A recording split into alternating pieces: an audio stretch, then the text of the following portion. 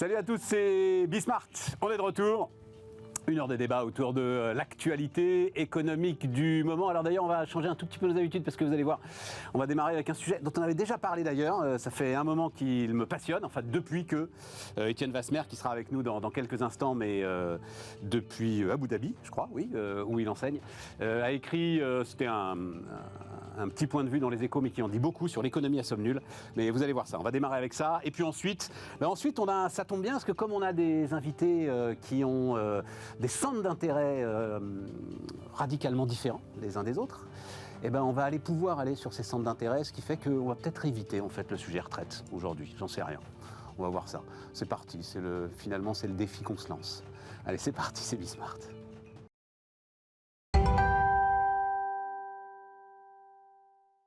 Donc, autour de la table, Juliette Daboville. Salut Juliette. Salut Stéphane. L'aide conseil, il y avait longtemps, on va parler gouvernance. On avait parlé gouvernance ensemble, Juliette. Les assemblées générales arrivent. On va se dire 2-3 trucs là-dessus. Cédric Guérin, entrepreneur. Salut Cédric. Salut. Léonidas Kalogeropoulos. Salut Léonidas. Médiation et arguments. Et donc, Étienne Vasmer qui est en direct avec nous depuis Abu Dhabi. C'est ça, Étienne, Abu Dhabi ? C'est ça, tout à fait.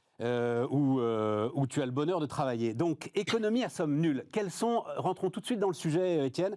Quels sont les termes du débat et de quoi parle-t-on quand on parle d'un système économique comme d'un jeu à somme nulle, ou plutôt de ceux qui pensent que le système économique est un jeu à somme nulle ? Alors, c'est plus un point de vue qui, en fait, s'adapte à certaines situations, mais quand les profits augmentent, c'est forcément au détriment des salariés. Si le boulanger gagne bien sa vie, c'est forcément au détriment de ses clients. Si un pays s'enrichit dans le commerce international, c'est forcément au détriment des autres pays. Et donc, c'est une façon de voir l'échange économique comme essentiellement un rapport de force, où les termes de l'échange vont être définis par des régulations, des combats, des acquis sociaux. Et tout ça, au fond, est assez naturel, puisque c'est un peu une partie de l'histoire sociale et économique du pays. Et c'est par opposition au jeu à somme positive où si les profits de l'entreprise ont augmenté, c'est peut-être parce qu'elle a innové. Donc se pose ensuite évidemment la question du partage, mais la question du partage vient après la question de la création de valeur et de richesse. Voilà. Et dans certaines situations, le premier point de vue est tout à fait louable et légitime puisque ça s'applique à certaines situations très précises. Et les économistes se sont d'ailleurs rendus compte que même en matière de commerce international, on retrouvait un peu cette problématique de jeu à somme nulle quand on parle des ressources naturelles, quand on parle des ressources en eau, les terres. On voit que, y compris aux portes de l'Europe, il y a des conflits pour la redistribution de ces ressources. Et donc, quand les ressources deviennent rares, les tensions s'exacerbent dans le premier paradigme. Le deuxième paradigme, c'est plutôt, voilà, il y a une façon d'innover qui permet ensuite d'accommoder et de redistribuer les richesses par ailleurs. Mais c'est assez frappant avec, par exemple, le plan Inflation Reduction Act aux États-Unis, assez clairement, même si, et tu vas nous le dire, les Américains sont plutôt contre cette logique d'économie à somme nulle, là quand même, on a l'impression qu'il essaye d'attirer chez lui des développements, on va dire, développement d'entreprises, qui sinon se seraient faits ailleurs. Et c'est vrai que là, la réflexion sur l'économie à somme nulle peut être intéressante. Quels sont aujourd'hui, et c'est là où c'est très intéressant, Étienne, et je pense que, pourquoi est-ce que je voulais qu'on en parle ? Parce que je crois que ça nous permet de comprendre le psychodrame qu'on est en train de vivre sur les retraites. En fait, ce sont des chercheurs qui ont analysé les groupes sociaux qui sont plus ou moins sensibles à cette logique d'économie à somme nulle. Qu'est-ce que tu peux nous dire là-dessus ? Oui, alors c'est un travail que j'ai beaucoup apprécié, qui n'est pas le mien, qui est celui de 4 chercheurs de Harvard, dont 2 que je connaissais plus particulièrement, Stefania Stancheva et Nathan Nunn, qui sont tous les deux des économistes extrêmement brillants. Et ils ont interrogé 15 000 Américains en leur demandant justement quelle est leur perception de l'échange. Alors justement, les questions dont on a parlé il y a un instant, dans le commerce international, si un pays s'enrichit, est-ce que c'est forcément au détriment d'un autre ? Si un groupe de la société s'enrichit, est-ce que c'est forcément au détriment d'un autre ? Si les immigrants d'un pays s'installent et commencent à travailler et voient leur situation personnelle s'améliorer, est-ce que c'est forcément au détriment des autochtones ? Et donc, et comme ça, on a une série de questions pour lesquelles on peut être tout à fait en désaccord ou tout à fait en accord, et ça permet de construire des indicateurs de ce qu'ils appellent le zero-sum thinking. Est-ce que je crois dans cette logique de jeu à somme nulle ? Et alors, une des premières choses qui m'a frappé dans l'étude, à part le volume de questions collectées, c'est que ces dimensions, en fait, sont assez corrélées. C'est-à-dire que les gens qui pensent dans la logique du jeu à somme nulle le pensent dans beaucoup de dimensions. Et donc, en fait, on peut construire de ce fait-là un indicateur synthétique de la façon dont les gens perçoivent l'échange économique et plus généralement l'échange en société. La deuxième chose, c'est que ça correspond beaucoup à des trajectoires personnelles très très anciennes. Ça peut être parce que quelqu'un pendant 20 ans ou 30 ans a réussi sa vie, donc c'est plutôt les républicains qui sont dans la logique du jeu à somme positive, plutôt les démocrates qui sont plus proches des groupes sociaux défavorisés, qui pensent dans la logique du jeu à somme nulle, mais aussi les dynasties ou les trajectoires familiales. Les gens qui ont migré aux États-Unis en provenance de pays plus pauvres sont dans cette logique du gain à l'échange des jeux à somme positive. Et en revanche, les gens qui sont issus de descendants de familles d'esclaves, eux voient le commerce qui a été, dont ils ont été victimes comme un jeu à somme particulièrement nul et en l'occurrence très défavorable. Ce qui m'a frappé, c'est que c'est vraiment des déterminants très profonds, très individuels, qui font qu'au fond, les positions sont très segmentées sur ces questions. On pourra avoir tout le raisonnement rationnel qu'on voudra, on pourra proposer des troisièmes voies à n'en plus finir.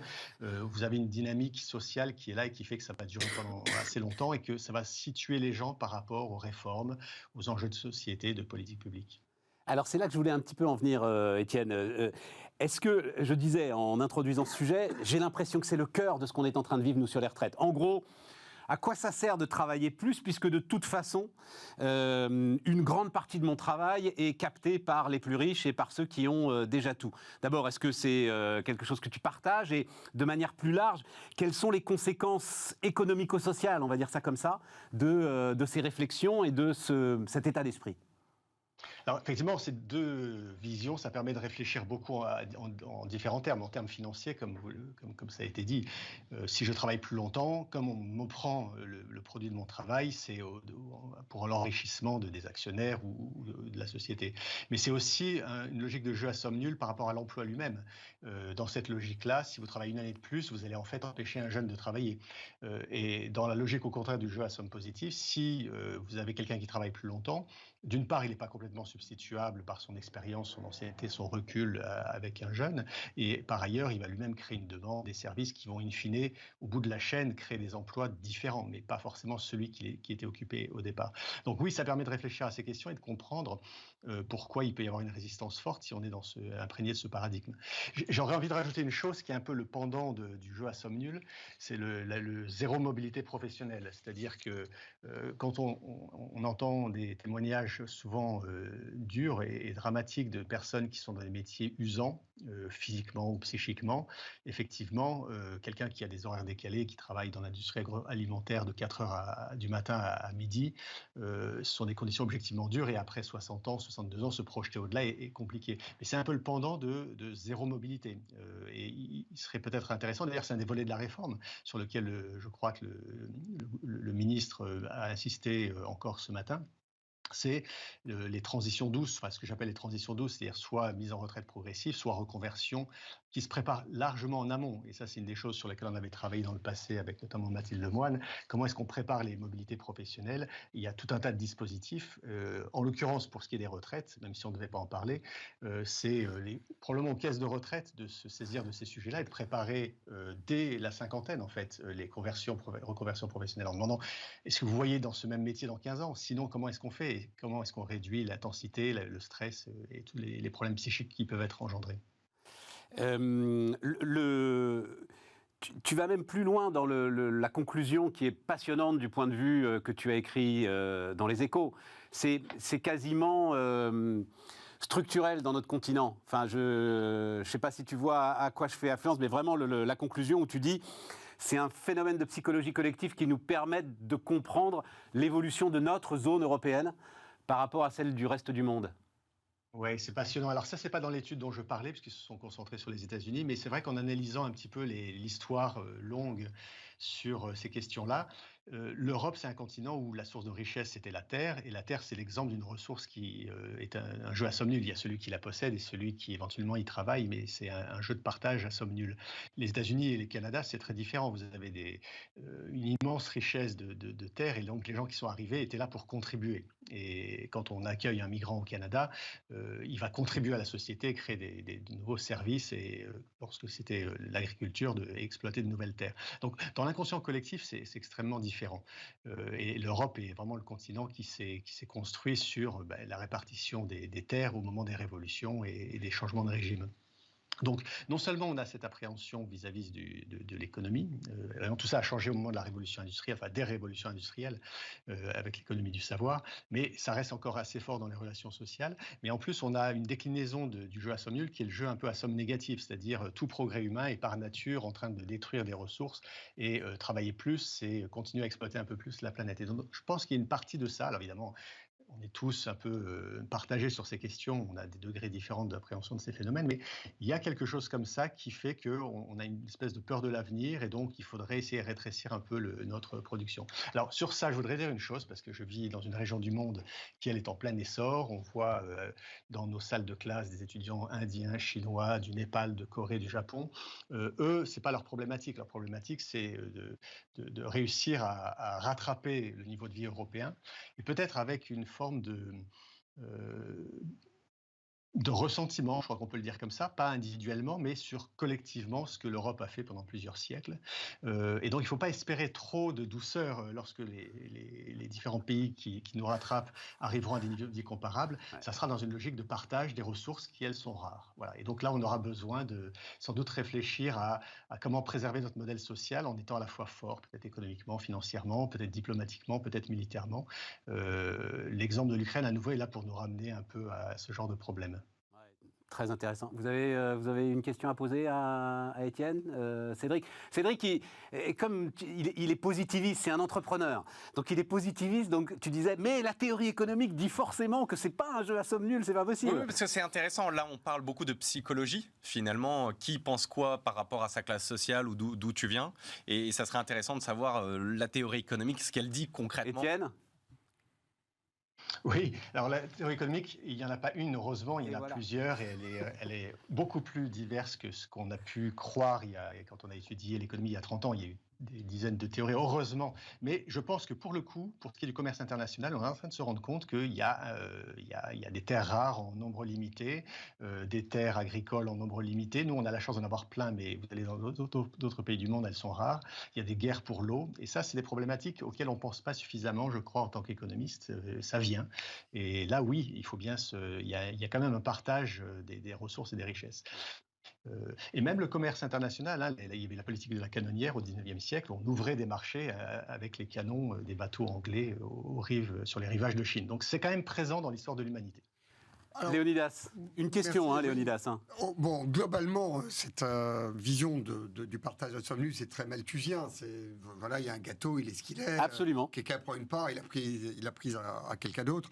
Ce qui a transcendé toute cette vision, c'est les entrepreneurs. C'est comment est-ce que on crée 3, là on met 2 et 2 ensemble, enfin bon, ou 1 et 1 ensemble, et ça démultiplie. Est-ce qu'il n'y a pas finalement tout un processus de formation de tous ceux qui regardent uniquement le monde comme un partage de parts égales et où à chaque fois quelqu'un a pris la part de l'autre, pour que on puisse se projeter sur la multiplication des pains, parce que c'est quand même ça notre histoire quotidienne de l'innovation, des services qui n'existaient pas, de toute la création de richesses. Est-ce que la formation, parce qu'il y a quand même des élèves et des professeurs et une dynamique, est-ce que l'on peut amener tous ceux qui se considèrent comme les damnés de la Terre depuis toujours, à leur dire finalement le monde vous appartient et l'avenir est entre vos mains. Étienne. Je ne peux pas être en désaccord avec ça, évidemment, et on peut sur le très très long terme regarder les progrès techniques. Il n'y a pas un exemple de problème qu'on n'ait pas réussi à résoudre. Il y a encore 3 ans, personne ne pensait qu'on aurait un vaccin en quelques mois. Et on aura probablement des innovations auxquelles on ne pense même pas maintenant, qu'on n'est même pas capable de concevoir pour régler une grosse partie des problèmes. Ça ne veut pas dire qu'il n'y a pas un moment où il y a des ressources qui seront difficiles à substituer à d'autres, que ce soit l'énergie ou l'eau. Fondamentalement, c'est ça. Et c'est peut-être la réponse de l'humanité de réduire la démographie. C'est ce qui est en train de se passer en Chine et qui va suivre en Inde. Ça résoudra peut-être une partie des problèmes. Mais il faut quand même garder en tête qu'il y a une petite partie de choses, de raisonnement à somme nulle qu'il faut garder au fond de notre esprit. Oui, tout à fait. Et même si tu dis, et merci pour cet entretien, parce que c'est là où on est un peu au cœur de ce qui se passe dans notre pays, le jugement porté sur les politiques publiques, on va privilégier l'effet redistribution à l'efficacité dans le soutien à la création de richesses. Voilà. Et c'est là où effectivement on a un biais qui devient d'une certaine manière autoréalisateur. Étienne, je ne sais pas s'il y a encore un mot là-dessus. Bon, l'avenir est ce qu'on en fait. Et donc, la façon dont on perçoit le monde conduira à in fine confirmer ou infirmer ce qui nous arrivera. Merci beaucoup, Étienne. Merci Étienne Wasmer, merci d'avoir été avec nous pour démarrer cette émission. Juliette, je ne t'ai pas proposé de poser de questions parce que ce que raconte Étienne, toi tu le vis, c'est-à-dire toi tu vas en Tunisie, tu vas au Kazakhstan, tu me racontes des pays où... Je suis complètement d'accord avec ce qui a été dit et je pense vraiment qu'il faut lier l'approche économique et l'approche psychologique. C'est vraiment essentiel parce que si on ne comprend pas le ressenti des pays dits en développement, j'ai horreur de la notion, dans le jeu qui est en train de se créer au niveau mondial, je pense qu'on passe à côté effectivement de choses très graves. L'ensemble des endroits où tu vas pour essayer d'amener justement un petit peu de gouvernance, c'est bien qu'il y ait une croissance exubérante en fait, et qu'ils n'ont absolument pas l'intention de mettre le pied sur le frein. Alors, il y a une croissance exubérante, ça c'est sûr. Il y a aussi effectivement un ressenti par rapport à la vieille dame Europe. Ouais. Et ce qui fait que ça nécessite quand même que les entrepreneurs d'origine européenne avec des différences de valeurs acceptent d'entendre un petit peu ce qui se passe de l'autre côté et s'adaptent aussi aux demandes de ces pays-là. Ouais. Et je veux dire, quand on regarde toutes les entreprises, là je voyais encore sur les entreprises du CAC, je crois que c'est Atos qui a annoncé récemment le fait qu'il voulait encore plus se développer en Afrique, au Maghreb, en Asie du Sud-Est, etc. Je dis, oui d'accord, c'est le marché de demain, tout le monde en parle, mais en revanche, il faut quand même comprendre ces cultures, accepter ce qu'ils vivent, accepter ce problème de partage des richesses matérielles, que ce soit l'accès à l'énergie. L'histoire du gringo, pas assez bon pour Jacques Vabre, c'est fini, quoi. Voilà. Oui. Donc, soit on est capable d'entendre cette histoire et cet impact psychologique de masse, et dans ce cas-là, on peut construire quelque chose d'un peu différent en termes économiques, soit on ne le fait pas, et je pense que ce sera plus compliqué. Cédric, vas-y. En discutant, je pensais à quelque chose. Et on pourrait différencier un petit peu ce dont on parlait des ressources naturelles et autres qui sont finalement en quantité finie, des services. Parce que quand tu réfléchis, l'innovation, qu'est-ce qu'elle fait? Tu prends un Doctolib. Elle va prendre l'argent du médecin pour payer un service qui va au consommateur final, nous les patients, nous rendre service, nous donner du temps, plus de temps, parce que va rendre de l'efficacité. Donc finalement, si tu ne le regardes pas à deux, mais à plusieurs, tu vois qu'il peut y avoir un tiers qui bénéficie de ce partage de valeur entre les deux et qui finalement, pour son confort, parce que finalement l'efficacité d'une plateforme comme Doctolib va te permettre d'avoir du temps pour le consacrer à d'autres choses, ta famille et autres. Et donc finalement, même si c'est pas matériel, tu vas en bénéficier et c'est finalement une création de valeur pour le tiers. Mais ça va même au-delà, Cédric. Une plateforme comme Doctolib va te permettre d'être en bonne santé. Il te donne accès alors justement dans un système de ressources contraint qui est l'accès aux médecins.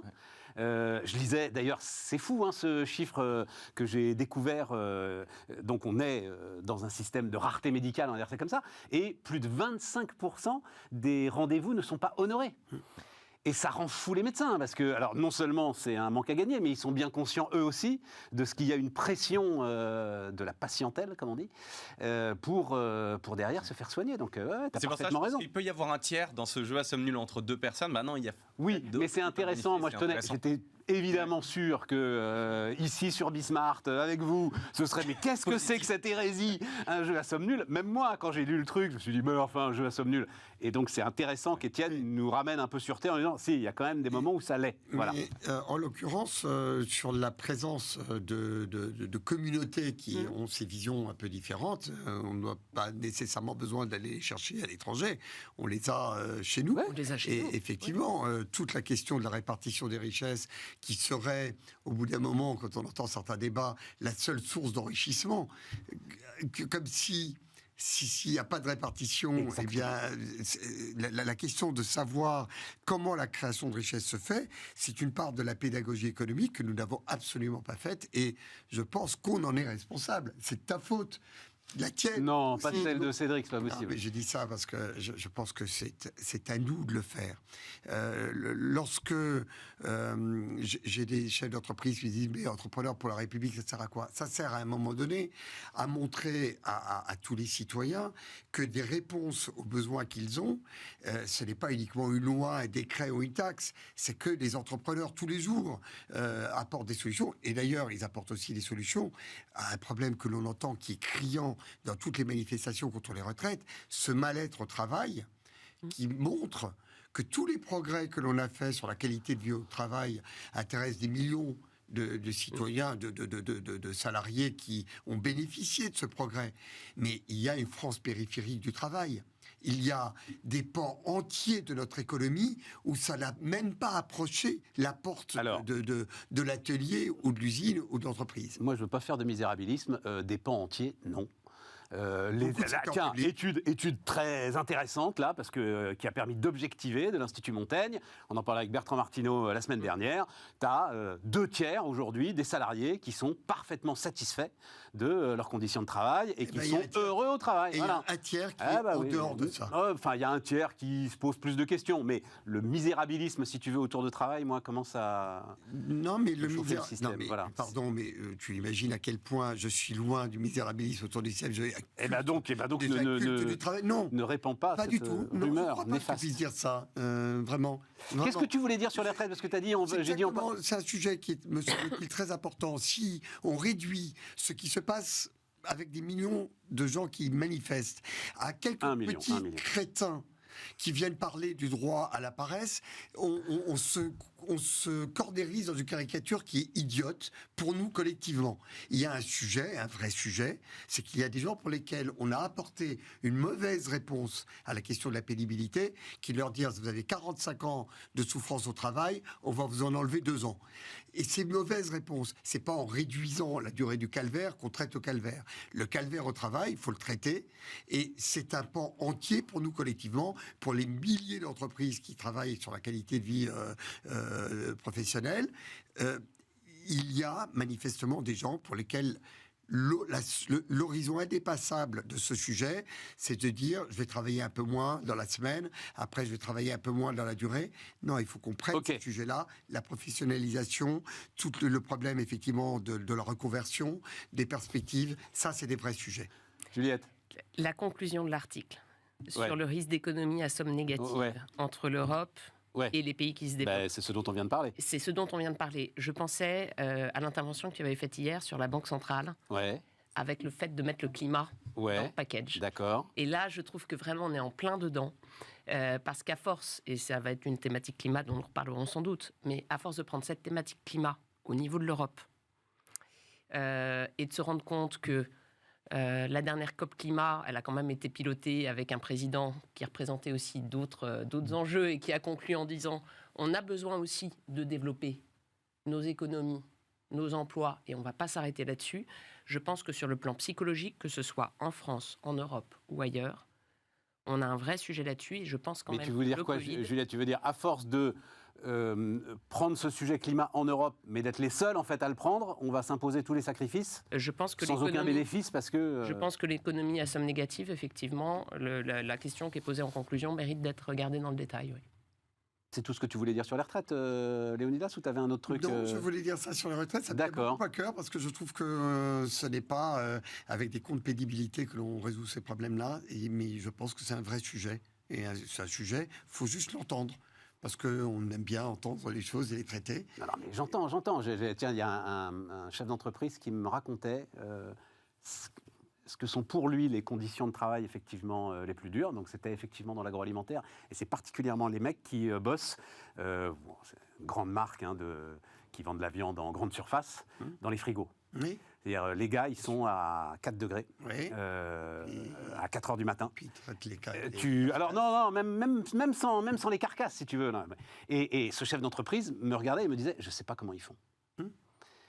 Et après ça, il te dit qu'il a des problèmes de recrutement. Donc, tu as parfaitement raison, tu as envie de lui dire, écoute mon pote, à un moment là, il faut les sortir, voilà. Prends le sujet à bras-le-corps, les laisse pas 4 heures dans les frigos, fais des rotations, j'en sais rien, tu vois. Mais tu peux pas d'un côté dire, je sais pas comment ils font, et d'un autre côté dire, tu te rends compte, je trouve personne pour bosser, c'est pas possible. Voilà. Donc je suis d'accord avec toi, néanmoins je trouve que dans le débat public, le misérabilisme autour du travail, l'idée que cette formidable Rachel Keke, là, que j'adore, hein, cette députée LFI, c'est très bien qu'il y ait une femme comme elle qui soit à l'Assemblée, mais nous dire que le travail, c'est les conditions qu'elle a, elle, rencontrées dans l'hôtellerie, non, c'est pas possible. Mais bien sûr, voilà. mais en revanche, donc on est d'accord. Le fait que ce que l'on a conquis pour des millions de travailleurs, eh bien, il reste encore un terrain de conquête. On est d'accord. Et c'est un rôle des chefs d'entreprise. Et absolument, bien sûr. Et il c'est faut le notre prendre. job. Mais bien sûr. Quand C'est j'ai notre commencé job. chez Ah oui, Bouygues à l'époque, je me souviens, il y avait tous ceux qui nettoyaient les égouts. Ouais. Bon, chez Bouygues, on n'a pas attendu d'avoir des réglementations ou autres pour dire ces gens-là, on sait qu'ils sont Mais pliés oui. en quatre pour pouvoir aller nettoyer. Eh ben, il y a Je suis des désolé, progrès à apporter. Good. le chef d'entreprise intervient. Eh bien, ça, C'est le rôle du vraiment chef un sujet d'entreprise. qui est infiniment C'est tout. plus important sur Oui. la photographie de l'état du travail dans notre pays que de s'emmerder depuis des semaines sur le curseur de la retraite. Cédric, tu as un truc à dire là-dessus? Moi, j'abonde. Il faut résoudre le problème et pas essayer de mettre des sparadraps. Donc, c'est exactement ce que dit Léonidas. ESG washing. Parfait. On marque. Oh, dis donc, ESG Washing. Ça, je l'ai donné juste parce que j'en reviens pas. Tiens, Cédric, ça va te. Tu as vu l'augmentation de capital d'Orpea? Ouais. Donc, quand le bouquin sur Orpea est sorti, le titre cotait à 88 €. L'augmentation de capital en fonction, ça c'est ton job, de qui souscrit ou pas, va être entre 0,13 et 0,20 €. Mais je trouve que finalement, c'est assez, Le ESG mais c'est assez sain. Ah, mais Je trouve ça c'est sain sans parce que précédent, c'est une ça leçon. Ça rappelle plein de choses qui sont premièrement que les actionnaires sont les derniers à être servis en cas de problème. Et ça, c'est bien de le rappeler. Il y a de la seniorité entre la dette, les actionnaires en action. Donc, finalement, c'est pas que dans les livres. Ça existe vraiment. Et tout le monde doit faire des efforts. Les actionnaires sont les premiers et les quasiment totalement rincés. Mais les créanciers vont faire les efforts pour étaler la dette, réduire soit le principal et ou les intérêts, l'étaler par rapport au nouveau plan d'affaires du groupe. Et je trouve que ça fait du bien de revenir à des fondamentaux, comme quoi il y a des boîtes qui, de temps en temps, ont besoin d'être restructurées et que ceux qui payent, à la fin, sont les actionnaires. Ils prennent un risque et donc la fiscalité, tout ce qui va avec.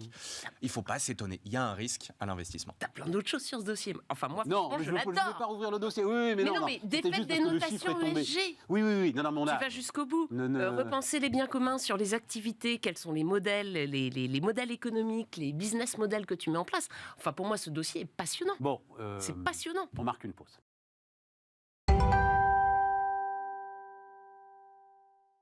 On repart. Donc, je vous le disais, des sujets un peu différents. Alors, Cédric, grâce à toi, tu as envie de parler, je pense que c'est ta passion pour Xavier Niel qui fait que tu as envie de parler de ça, mais tu as envie de parler de l'offensive. C'est aujourd'hui d'ailleurs, hein, je crois. C'était hein. ce matin. Ah voilà, c'était ce 9h15. matin. Voilà. Et 9h15, Comme ça, on va l'audition pouvoir débriefer. l'Arcom, oui. C'était public? Oui, c'était public. Tu l'as regardé? J'ai regardé.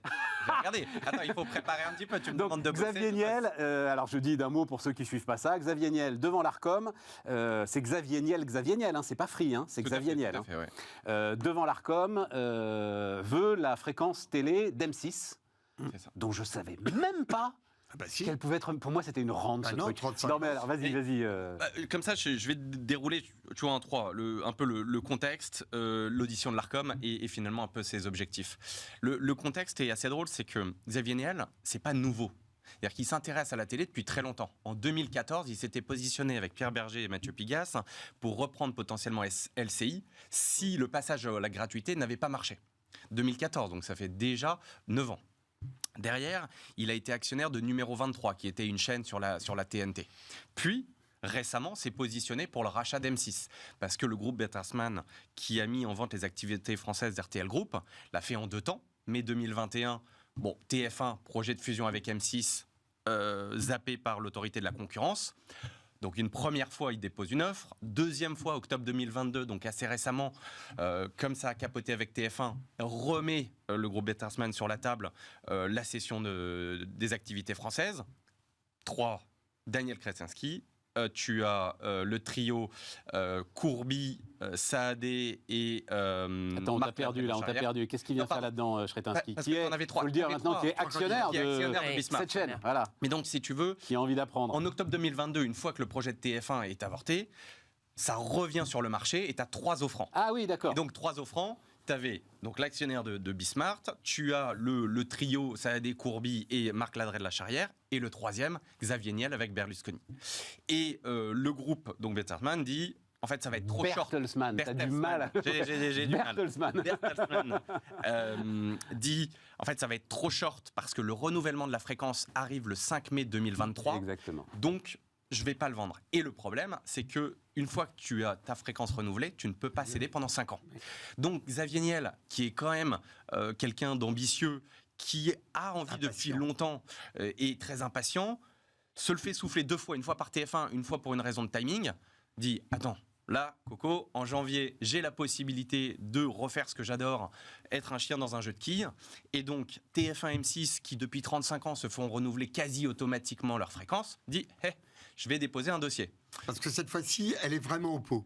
Parce que ce n'est plus dans les reconductions, j'allais dire automatiques. D'accord. Donc c'est en 35 ans, c'est la première fois que vraiment... Ah voilà, c'est ça. C'est pour ça que remet- j'avais pas conscience que... Voilà. T'as un vrai enjeu. T'as un vrai enjeu. Et donc là, la question de Xavier Niel, c'est de se dire est-ce que je me positionne sur la fréquence de TF1 ou d'M6 ? Bon, il a quand même bien étudié. Il avait un projet industriel, il avait plein de choses. Donc, si tu veux, il dit moi, je vais aller sur M6. Donc, il c'est plus simple, quand pose son dossier. C'est plus simple, mais c'est quand même, moins d'enjeux. c'est quand même un vrai débat. Est-ce que Ah, mais c'est un truc énorme. Moi, je te dis, on va en parler. Je ne comprends pas ce qu'il fait. Mais vas-y. Et donc, si tu veux. T'as oublié, juste dans ton truc, tu as oublié un truc important qui est Media One. C'est-à-dire qu'il est l'un des copropriétaires d'un groupe qui est devenu aujourd'hui le premier producteur de contenu en Europe. Exactement, ouais, tout à fait. C'est pas n'importe. Non, t'as tout compris. C'est le premier producteur de contenu en Europe. Il connaît extrêmement bien le sujet, il produit comme tu le dis, il s'est intéressé à la télé depuis de nombreuses années. Il s'avère que, bon, petite anecdote, sa compagne Delphine Arnaud était quand même au conseil de surveillance d'M6 de 2009 à 2017 et son père avant elle. Donc il y a quand même une bonne connaissance du dossier. Ça bouge dans le PAF. TF1 M6, bon, un peu contraint et par la loi et puis par la pression, dit je vais financer plus les producteurs indépendants et le contenu. Et la ministre de la Culture qui dit attention, CNews, C8, vous commencez à me chauffer. Je peux vous retirer potentiellement. Oui, mais il n'y a pas de rapport là. Non, mais tu vois que ça bouge. Ah oui, d'accord, mais c'est bon. le contexte. Et donc là, reste focus là. Donc là, c'était le contexte. L'audition, je l'ai trouvée extrêmement sérieuse. Un témoignage, Ouais. un message. Grande règle, ça, Léonidas, c'est son mais métier. salut. Voilà. Mais comme ça, Un je témoignage, pose, un et message. t'as le contexte Oui, un mais peu sinon on est du perdu. paysage. Donc, Niel arrive devant l'audition- l'Arcom pour dire je veux M6 Voilà. parce qu'en gros, ils s'endorment. Votre fréquence, elle sert à rien. Il n'y a pas assez d'innovation. Justement, ce dont on parlait. Ne fait que remonter. L'argent part en Allemagne, Donc, etc. Ce matin, tu as donc dans l'ordre Xavier Niel. Et après, tu avais M6 puis TF1. Et donc, si tu veux. M6. Donc voilà, c'est 9h15, ça a commencé. Et Xavier Niel était accompagné de Maxime Lombardini pour présenter le projet. Et un projet qui est sérieux. Ancien et directeur crédible. général de TF1, Maxime Tout Lombardini. à fait. Et il est passé par TPS, donc il a une très bonne connaissance de l'audiovisuel.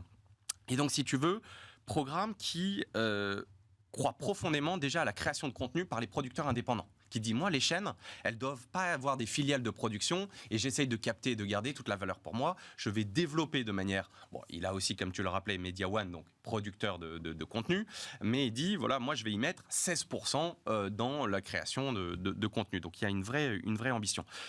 L'ambition aussi de changer profondément les grilles.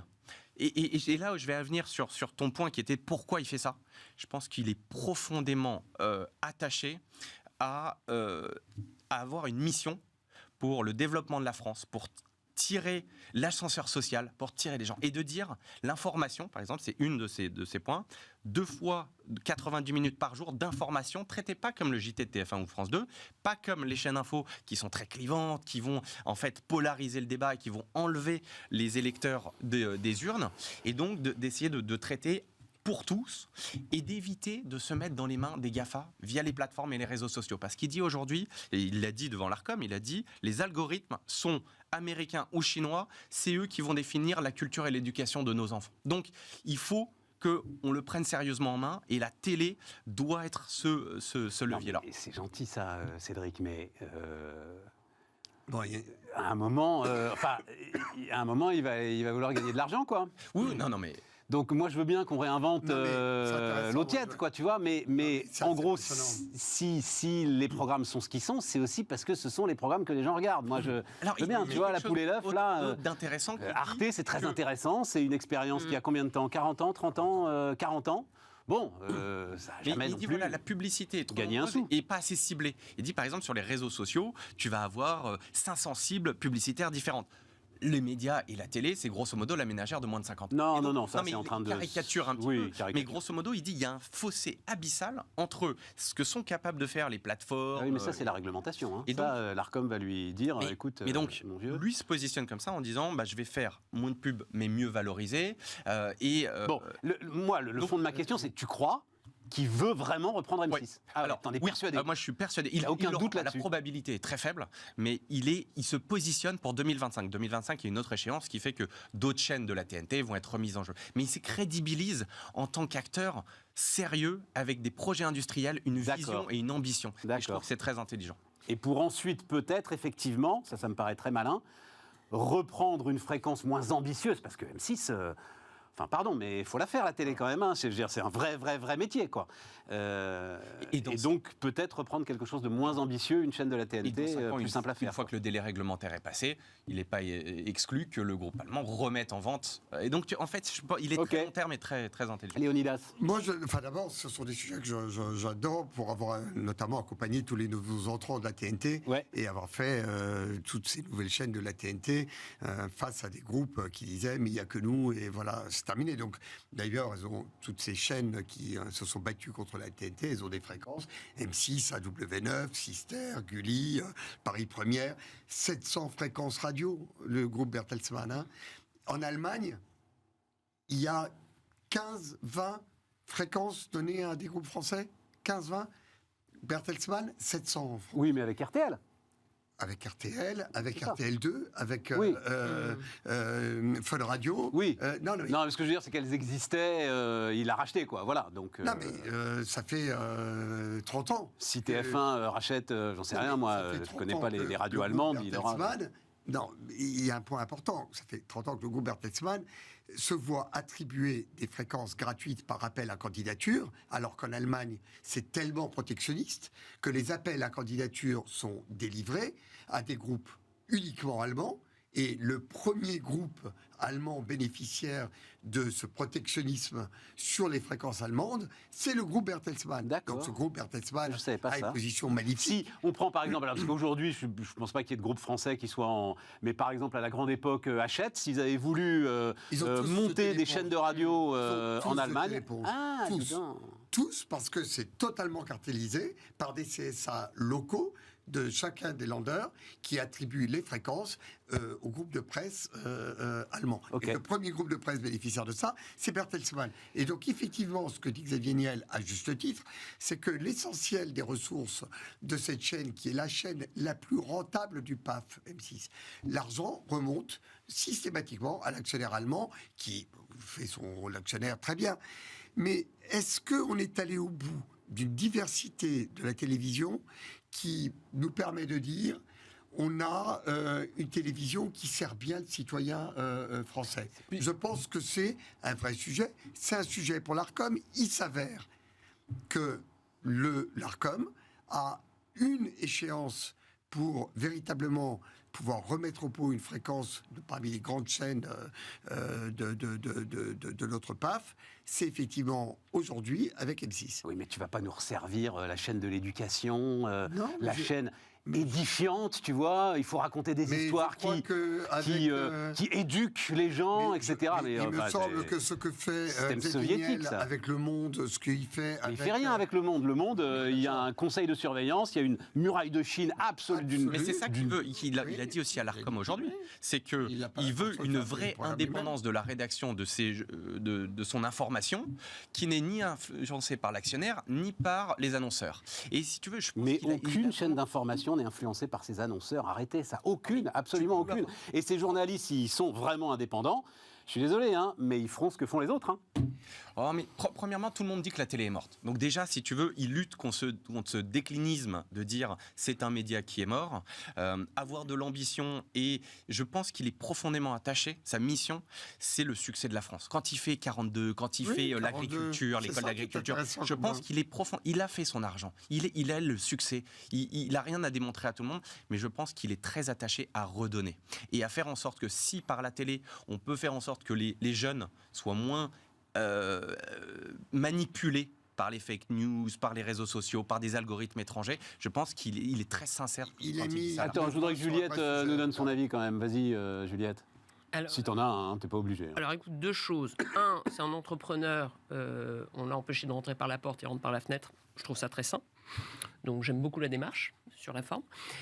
Deux, t'as pas que les économies derrière. Tu veux qu'on parle d'Elon Musk et Twitter ou pas? Ah, ça t'intéresse, oui, c'est ça, tu Ah, veux parce rapprocher que- ça. Bah oui. Oui, t'as raison. Tu peux avoir d'autres missions effectivement là-dessus, qui sont, tu as un chef d'entreprise qui effectivement a très bien réussi sur d'autres trucs, qui aujourd'hui se positionne sur les médias, des choses qui le titillent quand même depuis un certain temps. Éventuellement, il mangera son pain noir le moment venu, mais Mais il a, reste envie de faire de la politique au sens large, mais c'est un peu ce que dit Cédric. Hein. Bah, Si, donc de la c'est pas politique choquant. au sens Oui, large, oui. tu vois. Oui, oui. Comme Elon C'est pas Musk choquant. veut défendre la liberté d'expression, on en pense ce qu'on veut. Mais enfin, c'est ça son Exactement. truch. contre les Euh, sondages qui lui demandent de partir. Donc voilà, c'est très voilà. bien. Mais à la grande La différence, c'est que je pense que représentativité. c'est un vrai philanthrope et quelqu'un qui a envie de redonner. L'ascenseur social, je pense qu'il y croit profondément et qu'il y est attaché. Et il l'a démontré. Contrairement à Elon Musk, où Son là, je parcours pense à lui, qu'il a un euh, intérêt particulier sur Twitter.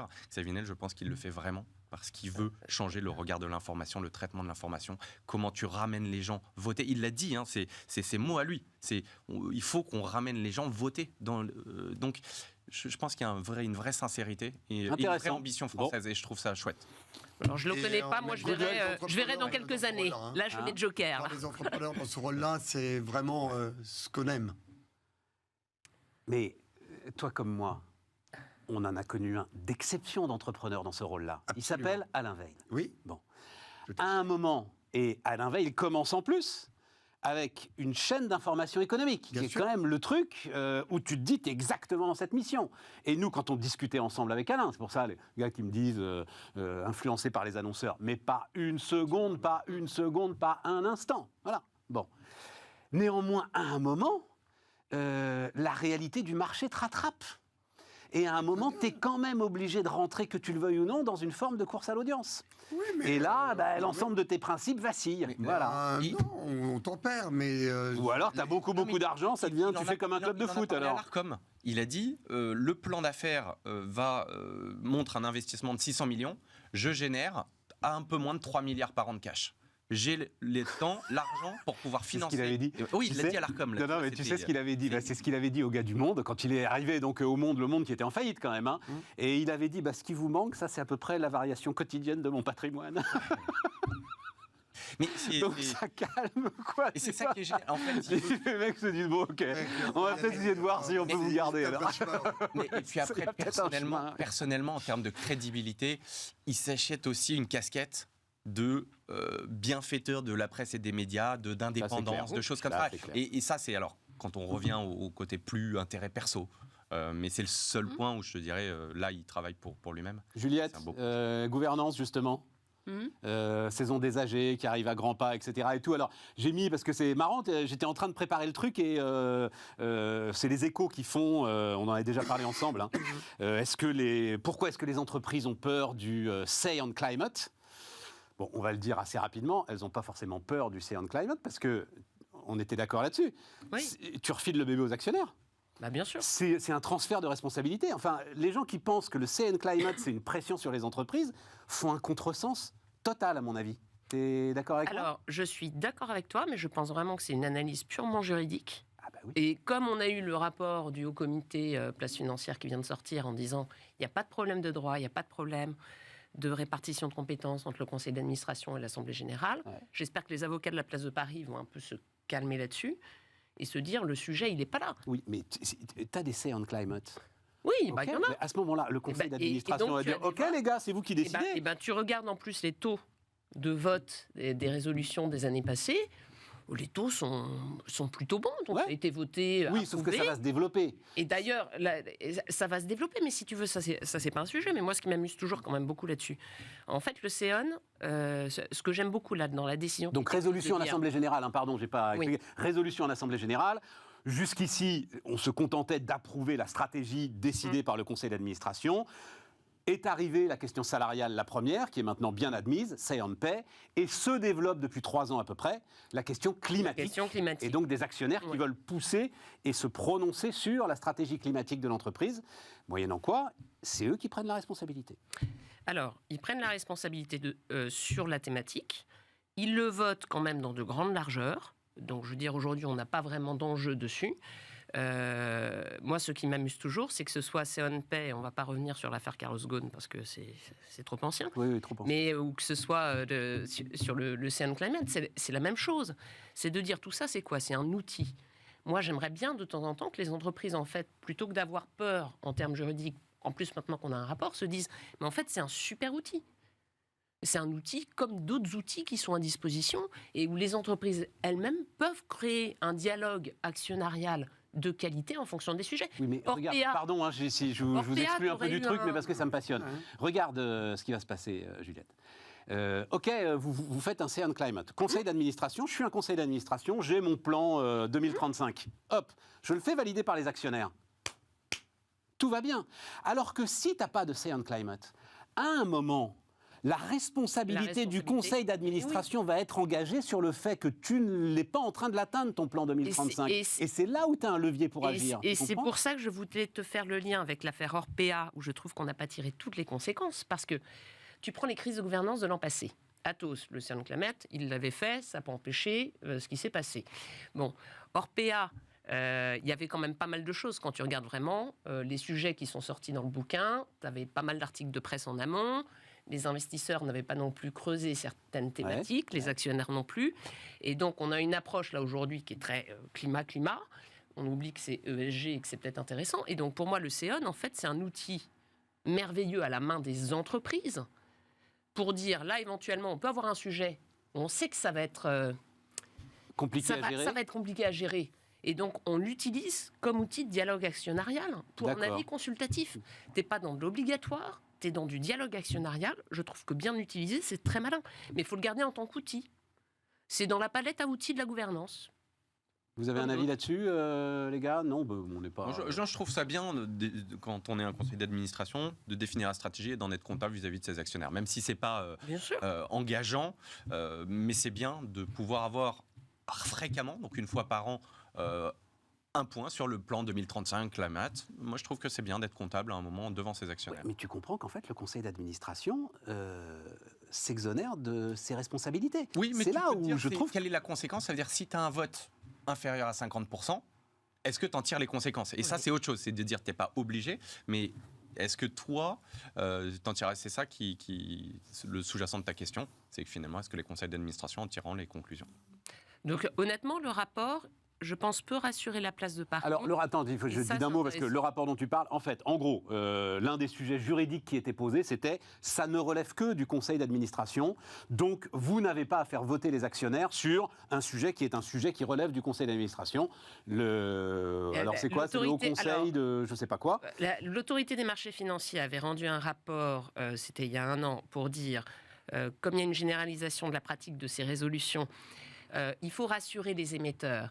Et donc, ce serait bien de prendre une disposition législative qui permette d'encadrer le recours au Seon pour éviter justement qu'on ne reproche au conseil d'administration de s'être dépossédé de son pouvoir qui est de voter la stratégie, et donc de sa responsabilité, au profit des actionnaires.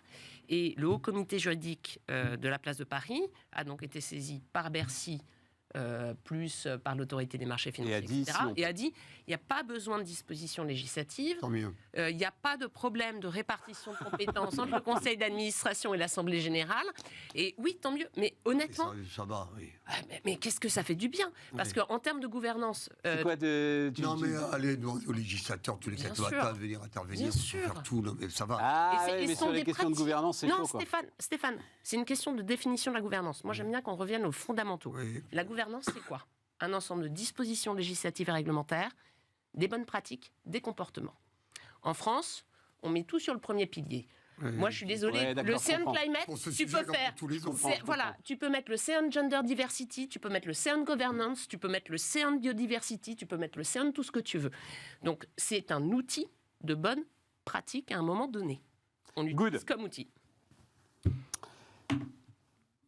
Neutralité du net, on termine, Léonidas, qui est l'un de tes sujets aussi intéressants. Non, alors là aussi, pourquoi est-ce qu'on en parle? Parce que la Commission européenne entame une consultation publique sur la juste contribution des plateformes au financement des réseaux.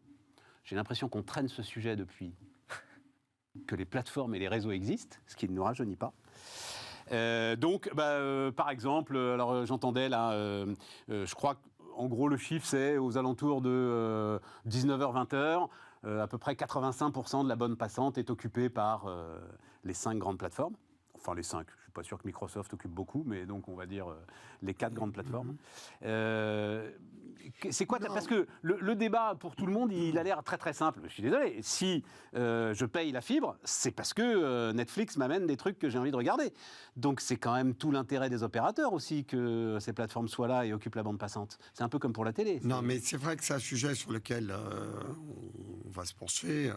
L'Open Internet Project rassemble des acteurs du numérique français, européen, qui sont bien entendu préoccupés par cette question. Elle n'est pas simple à trancher, parce que d'un côté, on peut dire effectivement ceux qui occupent énormément de bandes passantes devraient quand même participer au financement de ces réseaux. Et d'un autre côté, on se dit, mais s'ils participent au financement de ce réseau, ce qu'ils occupent va finir par devenir un droit. Et le droit qu'ils vont occuper, eh bien, comment est-ce qu'il va évoluer si d'autres services arrivent et disent, mais nous aussi, on a besoin de place, et la place est déjà prise. Donc, est-ce que ça ne va pas figer les positions?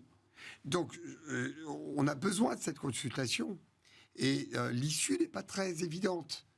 Parce que il ne faut surtout pas... Toi qui baignes là-dedans depuis 20 ans, tu n'as pas une position arrêtée sur le sujet tellement il est complexe. En fait. Oui, là, ça m'intéresse, ça. Je le suis parce que je reste absolument convaincu que nous n'avons rien vu encore des services qui vont éclore et des services de demain. Et bien entendu, la foi que j'ai dans notre capacité d'innovation, c'est que nous serons capables d'avoir les services performants de demain. Donc si on fige la situation des gagnants d'aujourd'hui, comment est-ce que les gagnants de demain vont pouvoir rentrer? Donc, je n'ai pas effectivement de position arrêtée sur la question. La seule manière de la traiter, c'est que ça soit évolutif dans le temps, avec des clauses de rendez-vous, pour qu'il n'y ait pas de perte de valeur et qu'il y ait toujours la place pour les nouveaux. Mais ça nous ramène à peu près à la question qu'abordait Cédric tout à l'heure, avec un nouvel entrant qui va arriver. On va lui dire, oui, mais on va pas déloger celui qui est là, parce qu'il a des actionnaires et que c'est patrimonial. Et donc, on se coince quand on donne des droits acquis à des gens qui sont puissants. Et donc, je ne veux pas que sur le net, on ait les Bertelsmann qui viendront dire non, on y est depuis 30 ans et il n'est pas question qu'on nous déloge. Donc, on se coince quand on donne des droits acquis à des gens puissants. On se coince quand on donne des droits acquis à des gens puissants. Voilà une phrase que nous connaissons et dont nous sommes capables d'illustrer la répétition des vices qu'elle peut dénoncer dans tous les domaines. Cédric, tu as une réflexion là-dessus? Pour rebondir sur... Vas-y, puis parle bien fort, parce qu'on a nos amis des marteaux-piqueurs là, qui... C'est sur ce que tu disais, Léonidas. C'est le chantier le plus long de l'Île-de-France, en fait. Premièrement, on voit déjà que les GAFAM tirent leur propre câble sous-marin. Ouais. Donc déjà, c'est un point. Ouais. C'est-à-dire qu'ils essayent de s'assurer leur débit. Deuxièmement, il n'est pas illégitime ce débat de dire est-ce que tu ne dois pas avoir une contribution si tu utilises plus que X% de la bande passante, parce que finalement tu bloques les autres. C'est-à-dire que si les opérateurs ne font pas de changement. Non, tu bloques personne. Oui, mais tu réduis tout le monde. Non, mais tu réduis tout le monde. Mais non, tu réduis personne. Si tu as un tuyau. Attends. Mais tu as assez de place aujourd'hui dans le tuyau. Non, mais si tu as un tuyau. Non, tu as assez de place dans le tuyau. Parce que toi, tu es au figé là aujourd'hui. Ce que dit Léonidas, c'est qu'on va avec l'innovation consommer de plus en plus. Donc, si tu dis, moi opérateur, j'ai plus d'argent, je ne change pas le tuyau va rester de la même taille et tu vas mettre de plus en plus de choses dedans. Et donc le nouvel entrant, lui, va être bloqué aussi ou restreint parce que t'en as qui vont dire, moi Netflix, oui c'est génial, je mets du contenu, mais je vais faire du 4K, du 10K. Moi qui suis devant mon ordi, j'ai pas vraiment besoin de 10K, mais je vais quand même le regarder parce que j'ai acheté l'abonnement pour Super K. Bah à la fin, lui, comme tu disais, entre 19h et 22h, il doit te consommer une bande passante de dingue. Et au détriment d'autres choses, si tu ne changes pas le tuyau. Donc, le débat, il est légitime. 99% de la France est fibrée aujourd'hui. Oui, mais tu le regardes à un instant. Tu as de la place dans le tuyau. Mais tu viens de dire un truc super important. Non, mais tu viens de dire un truc super important. Où là, je trouve que les opérateurs sont hypocrites. Tu viens de dire... moi, j'en ai pas forcément besoin, mais comme je me suis payé l'abonnement, je vais le regarder. C'est bien parce que ces producteurs de contenu t'apportent aussi du contenu formidable que tu as envie de regarder, que tu vas payer l'abonnement et que donc tu vas quand même donner aux opérateurs les moyens de financer leur bien réseau. évidemment, mais tu payais Internet avant que Netflix arrive. Donc, tu payais pas le même prix. Il y a beaucoup de... Non, tu payais pas le même prix. Moi, aujourd'hui, pourquoi est-ce que tu t'abonnes à la fibre, je sais plus combien ça coûte, 50, 60 balles. Mais même pas. Mais c'est pas vrai, les prix n'ont pas non plus tellement changé, tu vois. Ça, c'est grâce à la concurrence. Ça, c'est grâce à Leonidas. C'est le fait que la France soit un des pays les moins chers dans le monde et en Europe parce qu'on a une concurrence assez saine. Et donc, finalement... Bon, ils doivent payer ou ils doivent pas payer pour toi? Je pense qu'au-dessus d'un certain pourcentage d'utilisation, la question se pose réellement. Vraiment, je pense que c'est très intéressant que ça se traite par une consultation. C'est un sujet qui est très compliqué. C'est pas un sujet sur lequel on peut dire voilà, c'est comme ouais, ça, je comprends. Voilà. Et c'est par d'équilibre-là. Je pense que toujours, souvent, enfin, dans les sujets compliqués, c'est dans le temps que les choses s'ajustent. Il faut des clauses de rendez-vous et il faut que chacun participe à la valeur. Maintenant, c'est rare que tu sois aussi équilibré, aussi. Monsieur, non, mais tu sais, il y a d'autres sujets sur lesquels je peux partir. Hein. Je sais très bien. Je sais très bien. Tu sauras. Bon, tu as un mot là-dessus, Juliette? Bon, ça me semble assez simple. En fait, ça rejoint ce qu'on disait tout à l'heure. Que ce soit gouvernance ou autre chose, tu as du légal réglementaire, tu as des pratiques, tu as des comportements. Et puis, à un moment, il faut peut-être laisser le marché aussi faire son business, quoi. Mais, c'était quoi la phrase vendre un droit acquis à des gens puissants? On a oublié notre phrase. Ça, c'est très important et c'est valable aussi en gouvernance. Qui, à des gens puissants, conduit systématiquement à des problèmes. Oui. Tu l'avais mieux dit, mais on la retrouvera. Ouais, la formule n'était plus. Allez, c'est ça, c'est... Voilà, quoi. Voilà, c'est le génie de la formule. Ça pose le problème. Bon, merci, chers amis. Tout ça a été encore très agréable. Demain, série d'interviews. Tiens, on parlera de ce truc avec lequel on se gratte tous la tête quand même, c'est l'hydrogène. Tiens, entrepreneur. Il y a plein d'entrepreneurs dans l'hydrogène. Ouais, mais Leonidas, moi je me dis, tu vois, ces trucs comme ça, c'est tellement gigantesque. Enfin bon, bref. C'est pas pour t'ouvrir le truc parce qu'on en parle demain. Il y a de la place pour tout le monde. Pardon, juste ouais, mais à un moment, il y a du massif à faire. Oui, mais tu vois, c'est quand même un élément qui est essentiel. C'est ce qui va nous permettre de stocker l'énergie, ce qu'on n'a jamais réussi à faire. Et c'est parce qu'on n'arrive pas à stocker l'énergie que l'on est dépendant. Et pourquoi est-ce que le renouvelable est un problème? Parce que soit il y a du vent quand on en a besoin, et alors là, on a l'électricité. Mais si on n'arrive pas à la stocker... Oui, on sait. Mais Léonidas, si tu veux reparler énergie, on revient demain et puis on en discute ensemble, parce que c'est mon autre marotte. Oui, non, mais on en parlera demain, justement, de l'hydrogène et d'autres choses. À demain, les amis.